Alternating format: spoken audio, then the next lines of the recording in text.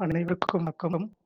இயற்கையோட இணைவும் எனக்கு வந்து ஃபர்ஸ்ட்டு நான் ட்ரெயின்ல பார்க்கும்போது பேசினேன். இது போல நான் ஒரு அ கிளாஸ் ஒரு 30 நாள் கண்டக்ட் பண்றேன். நீங்க அட்டெண்ட் பண்ணணும்னு சொல்லி சொல்லியிருந்தாங்க.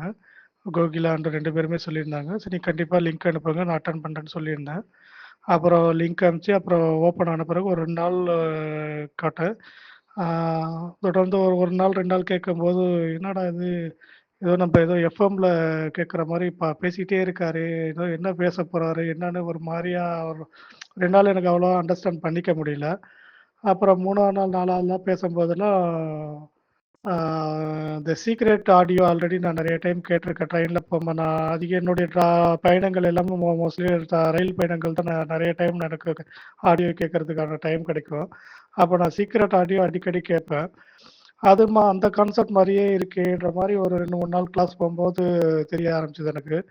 நான் கூட அவர்ட்ட கேட்டேன். இது என்னங்க இது சீக்ரெட் மாரி இருக்கே! இது எதனுடைய சம்மந்தமா வரப்போகுதுன்னு கேட்டேன். இல்ல அது ஒரு போர்ஷன் தான். அதோட நெறைய விஷயங்கள் இருக்கு. நீங்க தொடர்ந்து கேளுங்க புரியும்ன்ற மாரி சொல்லியிருந்தாரு. ஆ அவரும் டெய்லி நோட்ல எழுத சொன்னாரு. என்னுடைய வேலைப்பளு காரணமா என்னால நோட்லாம் சரியா எழுத முடியல. இருந்தாலும் நான் மேக்ஸிமம் ஒரு 20 ஆடியோ வீடியோ வரைக்கும் நான் கேட்டுருக்கேன். அதனுடைய அனுபவத்த பத்தி நான் வந்து இதில சொல்லணும்னு ஆல்ரெடி நெனச்சிருந்தேன். பட் ஆனா நேரம் இன்னைக்கு தான் கெடைச்சது. ஆ என்னன்னா ஒரு நாள் வந்து அந்த நன்றி உணர்வு பத்தி நான் ஆடியோ கேட்டுட்டே இருந்தேன். ஆஃபீஸ் போன பிறகு சில சம்பவங்கள்லாம் நடந்தது. என்னன்னா ரெகுலரா ஒரு டாக்குமெண்ட் வந்து முக்கியமான டாக்குமெண்ட் வந்து ஆஃபீஸ்ல மிஸ் ஆயிடுச்சு. அதுக்கு வந்து நான் முழு பொறுப்பு கிடையாது. இருந்தாலும் அதனுடைய ப பாதி பொறுப்பு எனக்கு இருக்கு. அதனால வந்து நீ தான் அத பொறுப்பேத்துக்கணும். அந்த மாரி ஒரு மாரி ரொம்ப எப்பயும் நம்ம ஆஃபீஸ்ல பேசுறோம் தெரியல. அந்த மாரி ரொம்ப ஹார்ஷா பேசிட்டாங்க. இருந்தாலும் எனக்கு வந்து நான் நைட்டு தூங்கும்போது எப்பயும் வந்து நம்ம அந்த மாரிலாம் ஏதாவது நம்ம கேட்கும்போது நமக்கு வந்து அது மைண்ட்ல அதையே ஓடிட்டு இருக்கும். அத பத்தியே திங்க் பண்ணிட்டே இருப்போம். அன்னைக்கு வந்து நான் மார்னிங் அந்த நன்றி உணர்வு ஆடியோ கேட்டதால நைட் வந்து திடீர்னு தோணுச்சு. சரி ஏன் அந்த சொன்ன கான்செப்ட்ட நம்ம ஃபாலோ பண்ணி பார்க்கக்கூடாதுன்ட்டு, ஆ அதில தொடர்பு எல்லாருக்கும் நான் நன்றி சொல்லிட்டு நான் பாட்டுக்கு தூங்கிட்டேன். தூங்கிட்டு மார்னிங் எந்திச்சு பார்க்குறேன். நான் யோசிக்கிறேன். பட் ஆனா, அந்த சம்பவம் எனக்கு நைட்ல ரிஃப்ளெக்ட் ஆகவே இல்ல. எனக்கே ஆச்சரியமா போயிடுச்சு. பொதுவாவே வந்து நமக்கு யார்ட்டயோ ஒரு மனஸ்தாபம் ஏற்பட்டாலோ, இல்ல வந்து ஏதோ ஒரு விஷயம் வந்து ரொம்ப ஹார்ஷா பேசினாலும் நம்ம வந்து அத திரும்ப திரும்ப மைண்ட்ல ஓடிட்டே இருக்கும். பட் ஆனா நான் நன்றி உணர்வு சொல்லிட்டு நான் பாட்டு தூங்கிட்டேன். எல்லாருக்கும் அது சம்மந்தப்பட்டவங்களுக்குலாம் நன்றி சொல்லிட்டு நான் தூங்கிட்டேன். அப்புறம் மார்னிங் எந்திச்சு அத பத்தி நான் யோசிக்கிறேன். பட் ஆனா நான் நைட் ஃபுல்லா அத பத்தின அ ச சிந்தனையே என் மைண்ட்ல வரல.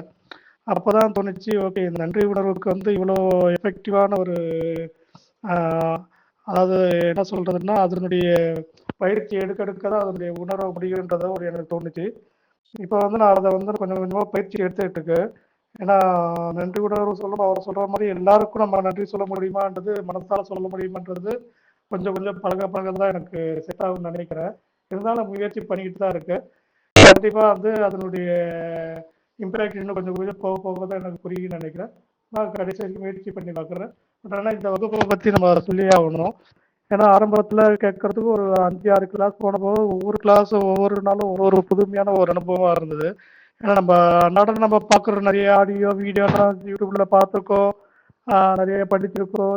அங்கங்க கேட்டுருக்கோம். பட் ஆனா இது எல்லாமே வந்து அவர் தொகுத்து எல்லாத்தையும் ஒரே தொகுப்பா கொண்டு வந்து எல்லாருக்கும் புரியிற மாரி ஈஸியா விளக்கங்கள் எல்லாமே வந்து திருக்குறளோட கம்பேர் பண்ணி நெறைய விஷயங்கள் அதெல்லாம் சொல்லியிருந்தாரு.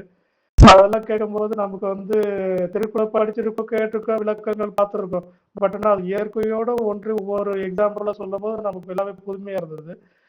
எல்லாம் வந்து எது இருந்தாலும் நம்ம வந்து அத வந்து கேக் கேட்டோம் அதோட விட்டுட்டு போகக்கூடாது. நம்ம அத வந்து நம்ம வாழ்க்கையில வந்து அத வந்து ஃபாலோ பண்ணி பார்க்கணும்.